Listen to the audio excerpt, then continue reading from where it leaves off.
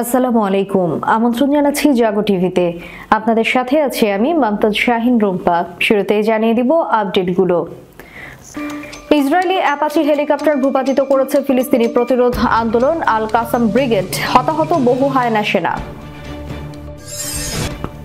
হুথিদের লাগাতার হামলায় প্রাণ ওষ্ঠাগত ইসরায়েলিদের, এবার ইসরায়েলের সামরিক ঘাঁটি ও শিল্পাঞ্চলে হুথির 2 দফা ড্রোন হামলা।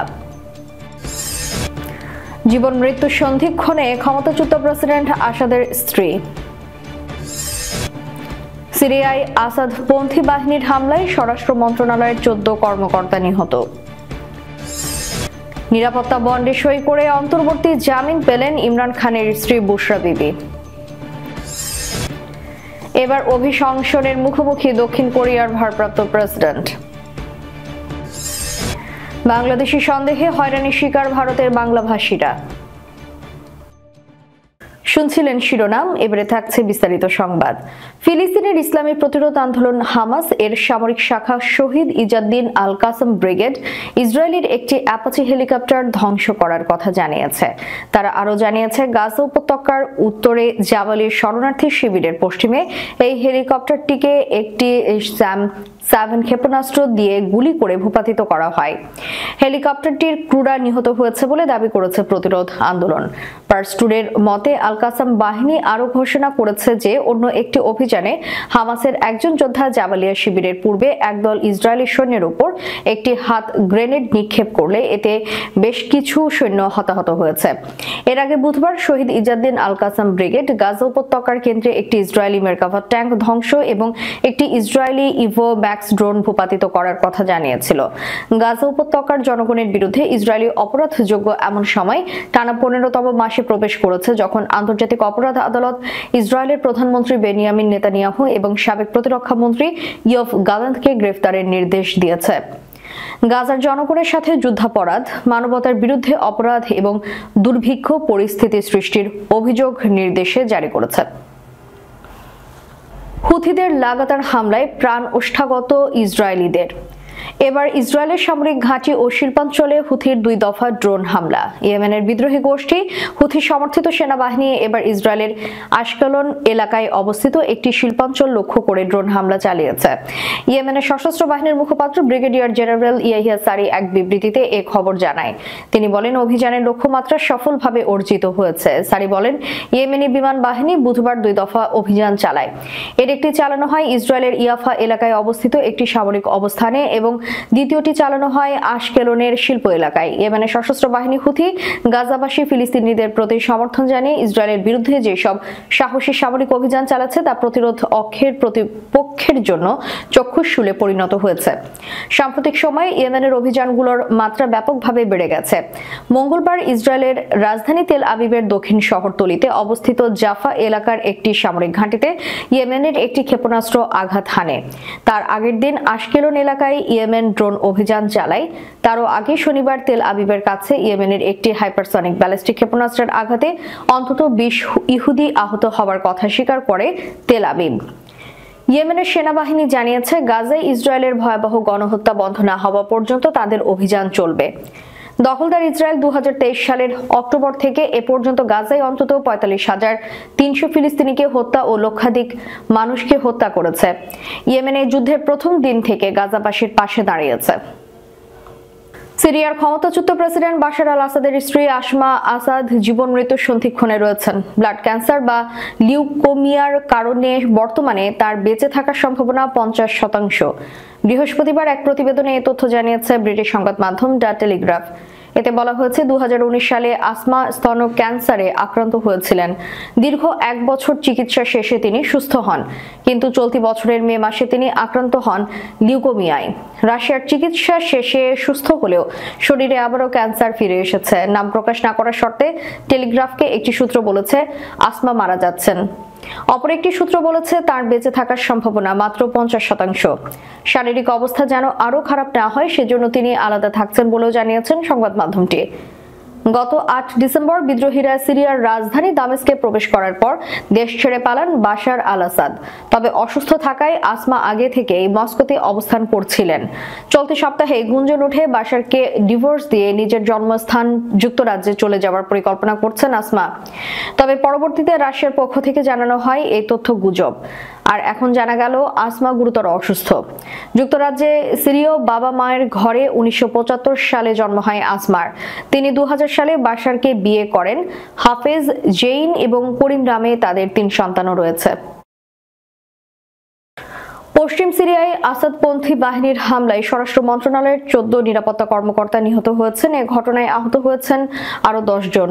সিরিয়ার নতুন বিদ্রোহী নেতৃত্বাধীন সরকার এই খবর নিশ্চিত করেছে। মঙ্গলবার ভূমধ্যসাগরীয় শহর তারতৌসের কাছাকাছি হামলার ঘটনা ঘটে। সংবাদ মাধ্যমের প্রতিবেদন থেকে জানা গেছে, রাজধানী দামেস্কের কাছে কুখ্যাত সেদানায়া কারাগারে বিদ্রোহের সাথে যুক্ত থাকার অভিযোগে সাবেক কর্মকর্তাকে গ্রেফতারের চেষ্টা করার সময় নিরাপত্তা বাহিনীর উপর অতর্কিত হামলা চালানো হয়।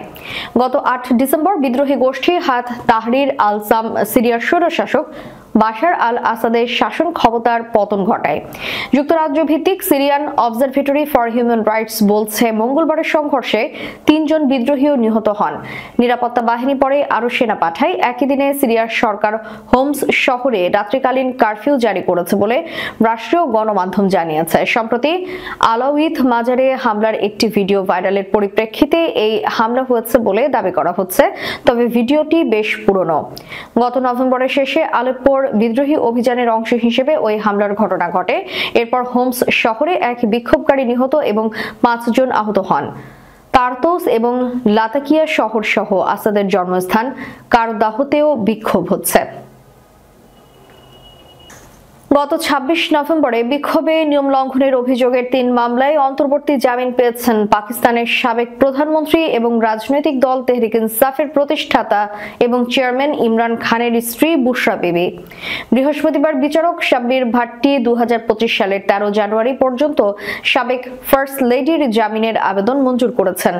শুনানির পর প্রতিটি মামলার বিপরীতে 50,000 রুপি করে নিরাপত্তা বন্ডে স্বাক্ষর করে জামিন নিশ্চিত করেন বুশরা বিবি। তারনল এবং রমনা থানায় দায়ের করা মামলার শুনানিতে হাজির হন বুশরা এবং তার আইনজীবীরা।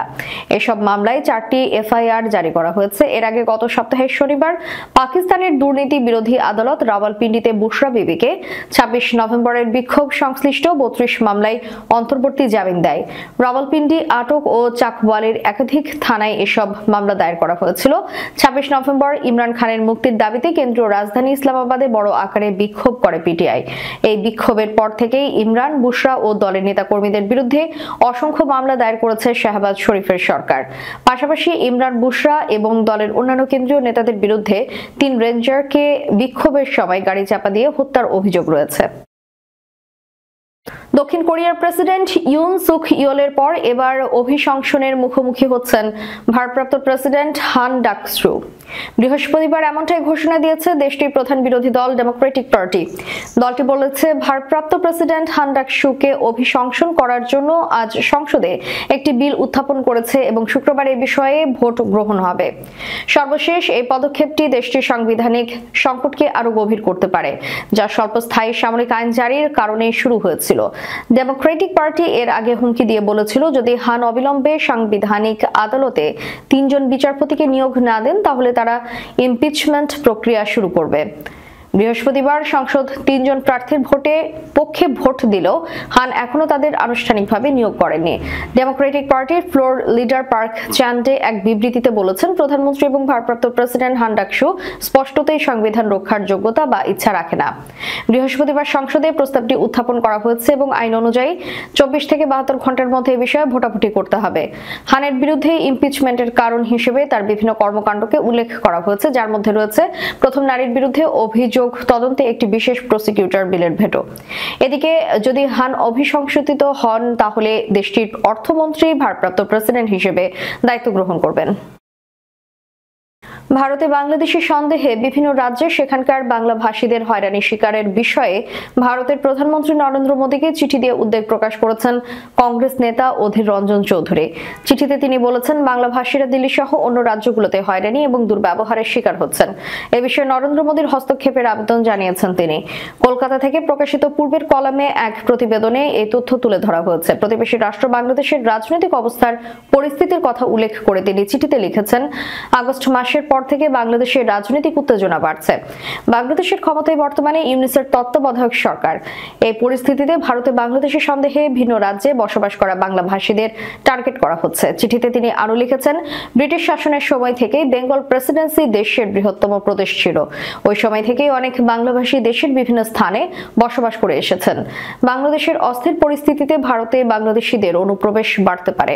তাই অনুপ্রবেশকারীদের গ্রেফতারে বিভিন্ন রাজ্যে অভিযান চালানো হচ্ছে, কিন্তু অভিযানের নামে দিল্লি ও অন্য রাজ্যে থাকা বাংলা ভাষীদের হয়রানি করা হচ্ছে। শেষ করার পূর্বে সংবাদ শিরোনামগুলো জানিয়ে দিব আরো একবার। ইসরায়েলি অ্যাপাচি হেলিকপ্টার ভূপাতিত করেছে ফিলিস্তিনি প্রতিরোধ আন্দোলন আল কাসাম ব্রিগেড, হতাহত বহু হায়না সেনা। হুথিদের লাগাতার হামলায় প্রাণ ওষ্ঠাগত ইসরায়েলিদের, এবার ইসরায়েলের সামরিক ঘাঁটি ও শিল্পাঞ্চলে হুথির 2 দফা ড্রোন হামলা।